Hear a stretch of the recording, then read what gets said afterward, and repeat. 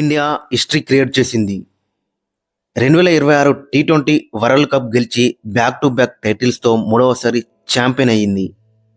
అహ్మదాబాద్లో జరిగిన ఫైనల్ మ్యాచ్లో టీమిండియా అద్భుతంగా ఆడింది. బ్యాటింగ్లో స్ట్రాంగ్ పర్ఫార్మెన్స్, బౌలింగ్లో డెడ్లీ స్పెల్స్, మొత్తానికి న్యూజిలాండ్పై పూర్తి డామినేషన్ చూపించింది. 2024 తర్వాత మళ్ళీ 2026లో కూడా ట్రోఫీ గెలిచి టీమిండియా ప్రపంచానికి చూపించింది ఇప్పుడు ఈ ఫార్మెట్లో అసలైన బాస్ ఎవరని. ఇలా ఇండియా మొత్తం మూడవసారి టీ20 వరల్డ్ కప్ గెలిచి క్రికెట్ హిస్టరీలో కొత్త చాప్టర్ రాసింది.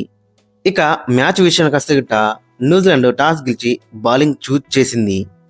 ఇండియా బ్యాటింగ్ చేసిన వెంటనే ఫైర్ వర్క్స్ మొదలయ్యాయి. ఓపెనింగ్ పేర్ సంజు శాంసన్ మరియు అభిషేక్ శర్మ పవర్ ప్లేలోనే బౌలర్స్పై అటాక్ చేశారు.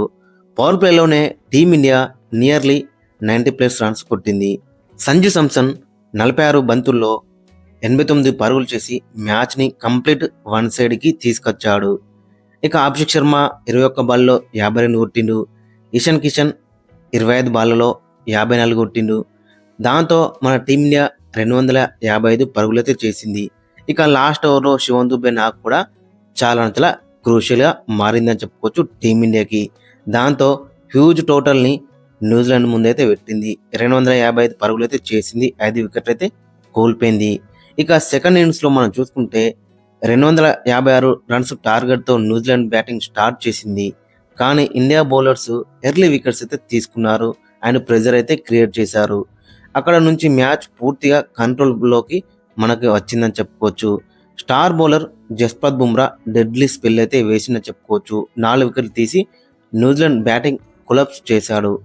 Not to forget Akshar Patel incredible bowling వేసిండు.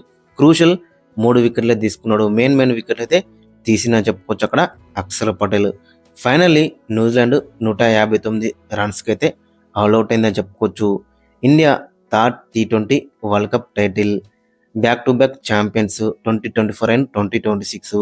హోమ్ సైడ్లో ఫస్ట్ టీం మరి విన్ అవ్వడం అనేది క్రికెట్ హిస్టరీలో ఇదొక లెజెండరీ మూమెంట్ అని చెప్పుకోవచ్చు. ఇలా టీమిండియా మరోసారి ప్రపంచానికి చూపింది టీ20 క్రికెట్లో అసలైన బాస్ ఎవరని. మీ ఒపీనియన్ ఏంటి? ఈ ఫైనల్ మ్యాచ్లో మ్యాన్ ఆఫ్ ది మ్యాచ్ వచ్చేసి అక్కడ జస్ప్రీత్ బుమ్రా గెలుచుకున్నాడు అండ్ అదేవిధంగా మ్యాన్ ఆఫ్ ది సిరీస్ వచ్చేసి సంజు శాంసన్ అయితే గెలుచుకున్నాడు. ఓవరాల్గా చూసుకుంటే ఈ వరల్డ్ కప్ వచ్చేసి మన టీమిండియా చాలా బెటర్గా స్టార్ట్ చేసింది. స్టార్టింగ్ నుంచే మనం చెప్పుకున్నాం. మరి ఫస్ట్ మ్యాచ్ నుంచే మనలో కొంచెం ఇబ్బంది అయితే పడ్డారు. ప్రతి మ్యాచ్లో కూడా మనకి చాలా ఇబ్బందులు అయితే ఎదుర్కొన్నారు. ఆ ఫైనల్ మ్యాచ్ అయితే మనకి ఇంకా రాలేదు. సో ఆ ఫైనల్ మ్యాచ్, ఆ కంప్లీట్ డామినేషన్ మ్యాచ్ ఫైనల్ వస్తే బెటర్ అయితే ఉంటుంది అనుకున్నాం. సో ఆ విధంగానే ఫైనల్ మ్యాచ్లో ఆల్ 3 డిపార్ట్మెంట్స్లో మంచి పర్ఫార్మెన్స్ అయితే కనబడింది.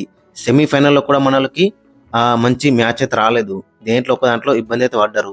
బట్ ఆ ఇబ్బంది అనేది లేకుండా ఫైనల్లో ఆల్ 3 డిపార్ట్మెంట్స్లో ఆ మంచి మ్యాచ్ విన్నింగ్ వస్తే బెటర్ అయితే ఉంటుంది అనుకున్నాం. సో అదే జరిగిందని చెప్పుకోవచ్చు. బ్యాటింగ్లో చూసుకుంటే మన టాప్ 3 సంజు శాంసన్, అభిషేక్ శర్మ అండ్ ఇషాన్ కిషన్ ముగ్గురు చాలా బెటర్ రాణించులు. తర్వాత చూసుకుంటే మన బౌలింగ్లో వచ్చేసి అందరు కూడా చాలా బెటర్ రాణించులు. మెయిన్గా చూసుకుంటే జస్ప్రీత్ బుమ్రా, అక్షర్ పటేల్, వరుణ్ చక్రవర్తి కూడా బెటర్ రాణించులు, హర్షదీప్ సింగ్. సో అందరు కూడా చాలా బెటర్ రాణించులు. మెయిన్గా ఫీల్డింగ్లో చూసుకుంటే అక్కడ ఇషాన్ కిషన్ చాలా బ్రిలియంట్ క్యాచెస్ అయితే తీసిందని చెప్పుకోవచ్చు. ఇక తర్వాత చూసుకుంటే తిలక్ వర్మ మంచి క్యాచెస్ పట్టిండు. సో ఓవరాల్ చూసుకుంటే ఆల్ 3 డిపార్ట్మెంట్స్లో మనకి చాలా బెటర్గా రాణించాలని చెప్పుకోవచ్చు. కొన్ని క్యాచెస్ మిస్ చేసిండు. అక్కడ హార్దిక్ పాండ్యా మిస్ చేసిండు అండ్ ఇనిషియల్గా చూసుకుంటే ఫస్ట్ క్యాచే అక్కడ శివన్ దుబే మిస్ చేసిండు. బట్ ఎనివే మన టార్గెట్ వచ్చేసి 250కి పైగా ఉంది కాబట్టి ఖచ్చితంగా ప్రతి బాల్లో కూడా అపోజిట్ టీంకి అయితే ప్రెజర్ అయితే ఉంటుంది. కాబట్టి వాళ్ళు ప్రతి ఓవర్లో కూడా ప్రతి బాల్ని కూడా అటాక్ అయితే చేస్తారు, ఎయిర్లోకి అయితే ఓడతారు. సో కాబట్టి మన వాళ్ళు అయితే అలర్ట్గా ఉండాలి. క్యాచెస్ కూడా చాలా బెటర్గా తీసుకున్నారని చెప్పుకోవచ్చు. ఇక ఫస్ట్ మ్యాచ్ కంచెలి లాస్ట్ మ్యాచ్ రాక మనోళ్ళు ఎవరెవరు గెలిపించలు అనేది చూసుకుంటే ఫస్ట్ మ్యాచ్ యూఎస్ఏకి అగైనెస్ట్గా దగ్గరుండి సూర్యకుమార్ యాదవ్ గెలిపించిండు. ఆ మ్యాచ్ అనేది చాలా ఇంపార్టెంట్ అని చెప్పుకోవచ్చు. అదైతే మనం మర్చిపోవద్దు. ఇక సెకండ్ మ్యాచ్లో నమీబియాకి అగైనెస్ట్గా ఇషాన్ కిషన్ 61 కొట్టిండు. 24 బాల్లో హార్దిక్ పాండ్యా 52 కొట్టిండు. సో వాళ్ళిద్దరి దగ్గర నుంచి మంచి కాంట్రిబ్యూషన్ అయితే వచ్చింది. ఇక తర్వాత థర్డ్ మ్యాచ్లో చూసుకుంటే ఈ మ్యాచ్ కూడా మనం అయితే మర్చిపోవద్దు. ఎందుకంటే పాకిస్తాన్కి అగైన్స్ట్‌గా ఇషాన్ కిషన్ మరి ఏ విధంగా రాణించినా మనందరం చూసినాం. సో అది కూడా మనమైతే మర్చిపోవద్దు. ఇక నెదర్లాండ్స్కి అగైన్స్ట్‌గా శివం దుబే ఆడిన నాకు కూడా మనమైతే మర్చిపోవద్దు. ఇక తర్వాత మనకి సూపర్ 8లో ఫస్ట్ మ్యాచ్లో కొంచెం డిసప్పాయింట్మెంట్ పర్ఫార్మెన్స్ అయితే వచ్చింది అందరి దగ్గర నుంచి కూడా. ఇక తర్వాత జింబాబ్వేతో జరిగిన మ్యాచ్లో అందరి దగ్గర నుంచి కూడా మంచి రన్స్ అయితే వచ్చినాయి. సంజు శాంసన్ ఆడిండు మంచి, నాకు అభిషేక్ శర్మ, ఇషాన్ కిషన్, సూర్యకుమార్ యాదవ్, హార్దిక్ పాండ్యా, తిలక్ వర్మ. ఇక బౌలింగ్ లో చూసుకుంటే బౌలింగ్ లో కూడా మనోళ్ళు చాలా బెటర్ రాంచీలు. హర్షదీప్ సింగ్ ఆ మ్యాచ్ లో 3 వికెట్లే తీసుకున్నాడు. ఇక తర్వాత చూసుకుంటే వెస్టిండీస్ కి అగైన్స్ట్ గా సంజు శాంసన్ ఆడిన నాకును అయితే మనమైతే మర్చిపోవద్దు. చాలా ఇంపార్టెంట్ నాకని చెప్పుకోవచ్చు. చేజింగ్ లో దట్టు 195 చేజింగ్ లో సంజు శాంసన్ దగ్గరుండి మ్యాచ్ అయితే గెలిపించిందని చెప్పుకోవచ్చు. 97 అయితే కొట్టిందని చెప్పుకోవచ్చు. ఇంకా ఆ వెస్టిండీస్ తో మ్యాచ్ గెలిచిన తర్వాత మనమైతే సెమీఫైనల్కి అయితే ఎంటర్ అయినాం. సెమీఫైనల్లో చూసుకుంటే సంజు శాంసన్ కొట్టిండు. సంజు శాంసన్ 89 కొట్టిండు. ఇక ఇషాన్ కిషన్ 39 కొట్టిండు. శివం దుబే 43 కొట్టిండు. సో తర్వాత చూసుకుంటే ఇంకా చిన్న కాంట్రిబ్యూషన్స్ అక్కడ తిలక్ వర్మ దగ్గర నుంచి వచ్చినాయి, హార్దిక్ పాండ్యా దగ్గర నుంచి వచ్చినాయి. ఇక బౌలింగ్ లో చూసుకుంటే జస్ప్రీత్ బుమ్రా మరి ఏ విధంగా స్పెల్ చేసిండో మనం చూసినాం. దాంతో మన టీమిండియా సెమీఫైనల్ అయితే మ్యాచ్ గెలిచింది, ఫైనల్లోకి అయితే ఎంట్రీ ఇచ్చింది. బట్ అయినా కానీ సెమీఫైనల్లో మనం చూసినాం కదా, ఏదో ఒక డిపార్ట్మెంట్లో మనకు కొంచెం ప్రాబ్లం అయితే ఉండేది. ఇంకా ఫైనల్ మ్యాచ్ అయితే మనకు రాలేదు. ఆ ఫైనల్ మ్యాచ్ ఫైనల్లో వస్తే బెటర్ అయితే ఉంటుంది అనుకున్నాం. సో ఎగ్జాక్ట్లీ ఆ పర్ఫెక్ట్ మ్యాచ్ అనేది ఫైనల్ అయితే వచ్చిందని చెప్పుకోవచ్చు. బ్యాటింగ్లో సంజు శాంసన్ 89 రన్స్ కొట్టిండు, అభిషేక్ శర్మ 52, ఇషాన్ కిషన్ 54, లాస్ట్లో శివం దుబే 26 అయితే కొట్టిండు.